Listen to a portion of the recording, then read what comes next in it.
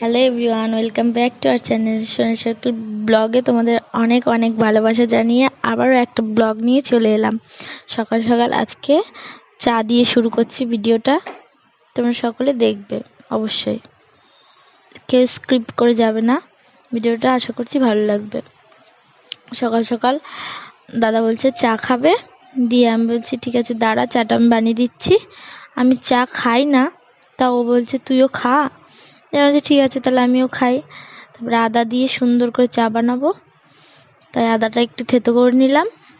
থেতো করার পর চায়ের ভালো করে ফুটিয়ে নেবো। ফোটানোর পর আগে চিনি দিয়ে দিয়েছিলাম।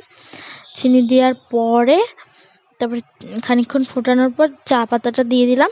দিয়ে চা হয়ে গেছে, দিয়ে চাটা ঢেলে নিচ্ছি, দিয়ে নিজে নিজেই খাচ্ছি।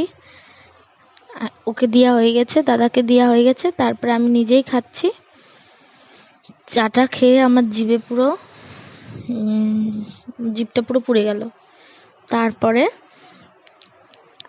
আমার মা মাছ কেটেছিল। মাছ ভাজতে আমার খুব ভালো লাগে, তার জন্য আমি বললাম আমি মাছটা ভাজবো। দিয়ে বলছে ঠিক আছে ভাজ। দিয়ে আমি বললাম ঠিক আছে আমি তাহলে ভাজছি, তুমি সরো।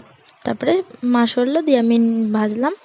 আজকে পুঁটি মাছ দিয়ে ওই লাউ আর আলু দিয়ে একটা তরকারি হবে, আর পুঁই শাক আর আলু দিয়ে একটা ভাজা ভাজা করবে। ওইসব মা করবে, আমি ঠিক জানি না, এগুলোই করবে মনে হয়। দিয়ে তারপর শাকটা বললো ধুয়ে দে, দিয়ে আমি বলছি ঠিক আছে দাও। তারপরে ধুয়ে দিচ্ছি, ধুতে গেলাম আবার, দিয়ে শাকটা ধোয়া হয়ে গেল, কমপ্লিট ধোয়া। তারপর সকালবেলায় আমি খাবো ওটস আবার। দিয়ে আমি নিজের জন্য একটু ওটস বানিয়ে নিচ্ছি।